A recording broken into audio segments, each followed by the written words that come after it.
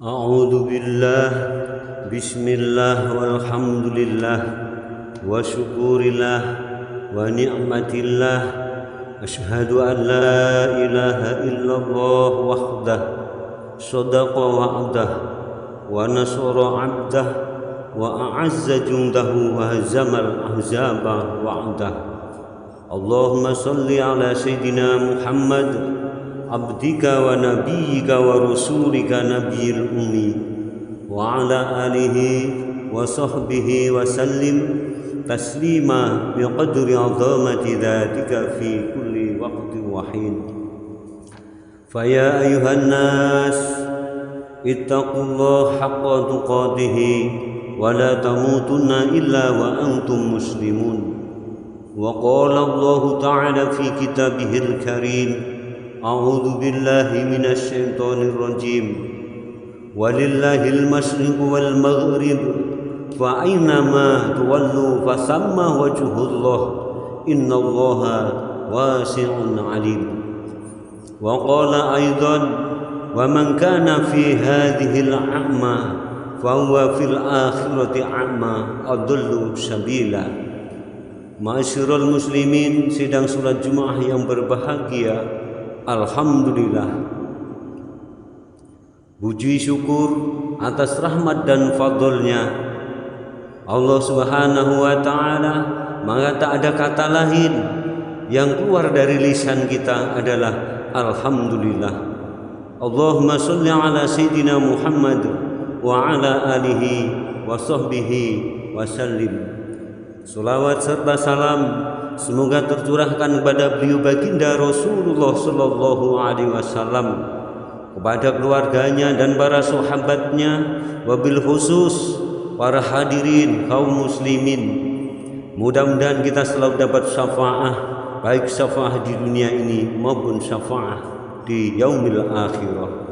Ma'asyiral muslimin, sidang salat Jumat yang berbahagia, Khotib berwasiat pada diri pribadi khotib dan seluruh hadirin, mari kita sama-sama tingkatkan rasa takwa kita kepada Allah Subhanahu wa ta'ala dengan takwa fisirri wal alaniyah, takwa secara batiniah, yaitu bertakwa dengan secara diri sendiri di hadapan Allah Subhanahu wa ta'ala, dan atiba bi rasul, kita laksanakan sesuai ucapan dan tindakan.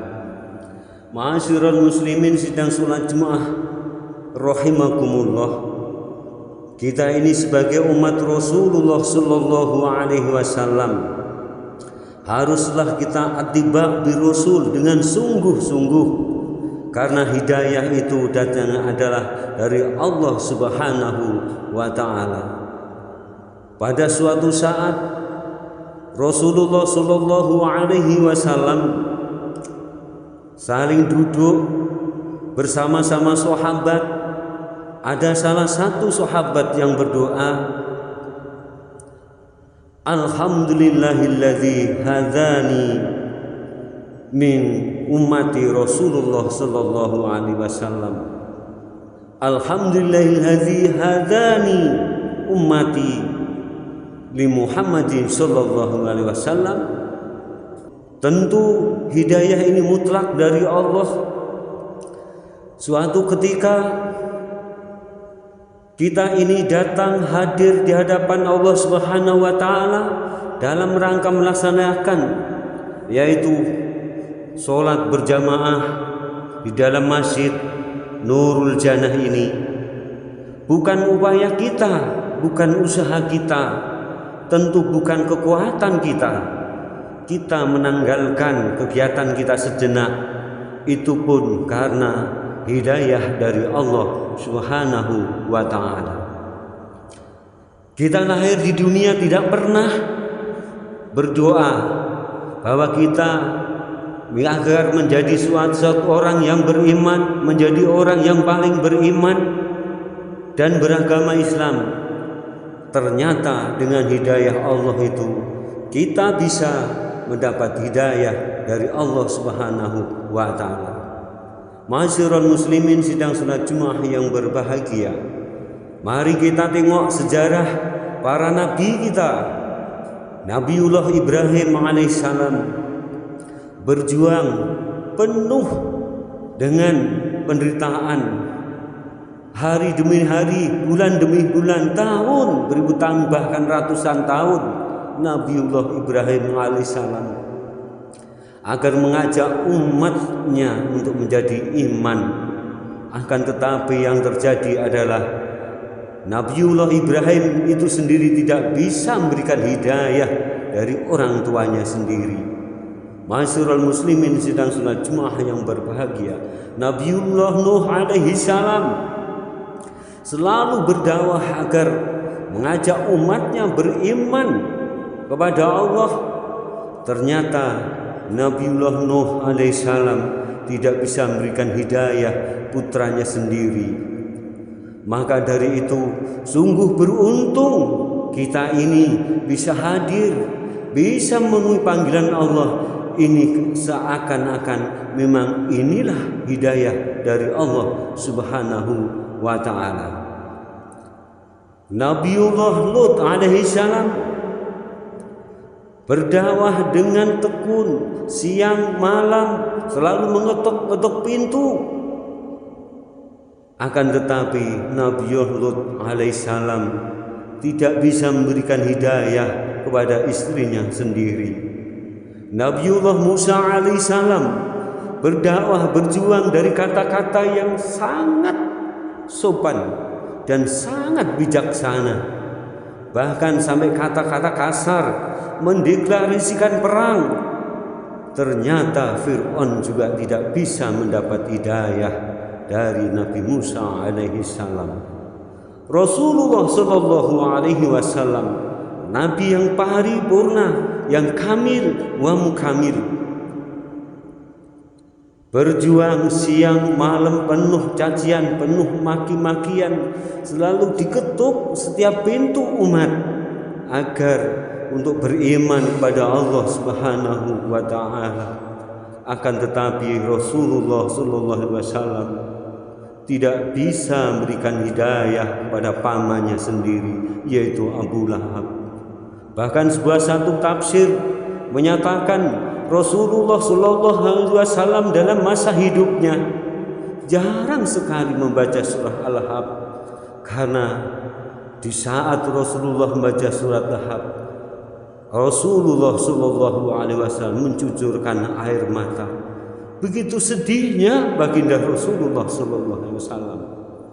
Begitu juga para sahabat, apabila ada baginda Rasulullah sallallahu alaihi wasallam tidak pernah berani membaca surah Al-Lahab, takut menyinggung perasaan dan menyakitin hati baginda Rasulullah sallallahu alaihi wasallam. Ma'asyiral muslimin sidang salat Jumat yang berbahagia, tentu kita sebagai umat Rasulullah sallallahu alaihi wasallam setelah Rasulullah wafat, tentu kita ada kabar gembira, asyurur yang bikin kita semangat berjuang menuju Allah, yaitu pesan dari seorang sahabat. Dia adalah Sayyidina Ali karamallahu wajhah, sekaligus menantu Rasulullah sallallahu alaihi wasallam. Sayyidina Ali karamallahu wajhah berpesan kepada sang khotib dan kepada sang hadirin semua. Pesan beliau adalah yang pertama kali adalah kun indallahu khairun nas. Wahai umat-umatku, wahai umat-umat Rasulullah, jadilah engkau manusia yang terbaik di sisi Allah, yang terbaik di hadapan Allah. Tentu kita harus selalu beramaliyah, bersedekah, itu hanya untuk Allah Subhanahu wa ta'ala. Kita harus mencari prioritas di hadapan Allah, mengutamakan Allah, agar hidup ini selalu diistimewakan oleh Allah Subhanahu wa ta'ala. Ma'asyiral muslimin sedang sholat Jumat yang berbahagia, kalau kita dalam keadaan sendiri selalu baik, tentu kita tidak ada keraguan, tidak ada khawatir bahwa kita nanti di depan umum, di bahan hak layaknya manusia banyak, kita tidak khawatir bahwa aib kita akan dibuka, akan terbuka dilihat saudara-saudara kita yang lain, karena kita ini sudah mencari yang terbaik semata-mata hanya untuk Allah. Tidak usah perlu dipandang oleh makhluk, dan tidak usah mendengar cacian para makhluk, dan tidak usah menghiraukan senang tidak sukanya manusia itu pada kita. Yang penting kita berbuat atas keridhaan Allah Subhanahu wa ta'ala. Pesan Sayyidina Ali karamallahu wajhah yang kedua, kun indan nafsi sarun nas, jadilah engkau manusia di saat engkau bertemu kepada saudara-saudara kita kaum muslimin dan muslimat halayaknya, jadikanlah dirimu itu manusia yang terburuk daripada saudara-saudara kita yang lain. Sebagaimana yang dikatakan Sultanul Auliya Syekh Abdul Qadir Al-Jilani, idza lafihatamna ahadam minan nas ra'i wa fadlan alaihi, dikala engkau bertemu atau berjumpa kepada saudara-saudara kita yang lain, maka introspeksilah dirimu bahwa diri kita ini sesungguhnya lebih buruk daripada perbuatan orang lain itu. Wa man kana saghiran, dan apabila kita bertemu kepada saudara kita yang lebih muda, maka kita harus menyatakan bahwa anak muda itu masih jauh harapannya, masih berbuat baik, masih jauh harapannya menjadi orang yang baik daripada kita ini yang sudah tua. Maka anak muda itulah yang terbaik daripada diri kita sendiri. Wa man kana kabiran, dan apabila engkau berjumpa pada saudara-saudara kita yang sudah tua, maka kita harus mengucapkan, saudara kita yang lebih tua itu sudah banyak amal, sudah banyak sedekah. Tuhan, mungkin kita tidak tahu bagaimana kebaikan seseorang itu. Mungkin dia melaksanakan kesalahan atau berbuat dosa, tapi orang itu pasti punya kebaikan yang tidak kita tahu. Ma'asyiral muslimin sidang salat Jumat yang berbahagia. Lalu yang ketiga, pesan beliau Sayyidina Ali bin Abi Thalib karamallahu wajhah kepada sang khotib dan para hadirin, wa kun indan nasi rujulan minan nas, jadilah engkau manusia hidup di dalam dunia ini sebagai manusia yang biasa-biasa saja.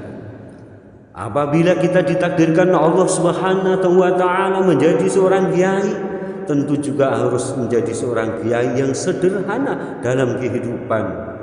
Apabila kita ditakdirkan oleh Allah Subhanahu wa ta'ala menjadi orang yang kaya, maka dalam kekayaan itu pun pula kita harus hidup kesederhanaan yang biasa-biasa saja.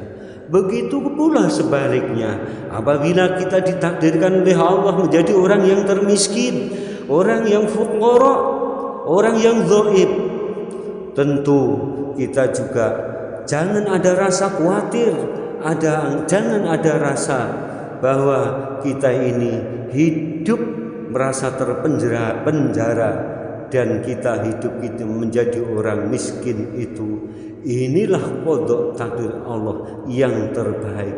Kita juga tidak boleh ragu, kita juga harus dalam kehidupan yang sederhana dan biasa saja. Ma'asyiral muslimin sidang salat Jumat yang berbahagia. Kalau kita ditakdirkan oleh Allah menjadi orang miskin, harus kita tetap tenang, karena di sebelah kanan kita juga ada saudara kita yang kaya. Maka dari itu, kalau kita hidup dalam kesederhanaan, tentu sangat mudah sekali dengan cara bergandengan, dengan cara bertoleransi, dengan cara rangkul-merangkul, agar kita menjadi umat Rasulullah Sallallahu Alaihi Wasallam dalam kebersamaan atiba bir Rasul, menuju Allah dan Rasulullah sallallahu alaihi wasallam. Semoga bermanfaat di dunia wal akhirah. Barakallahu li wal Qur'anil azim wa nafa'ani wa iyyakum bima fihi min ayati wa dzikril hakim. Aqulu qawli hadza fastaghfiru innahu huwal ghafurur rahim.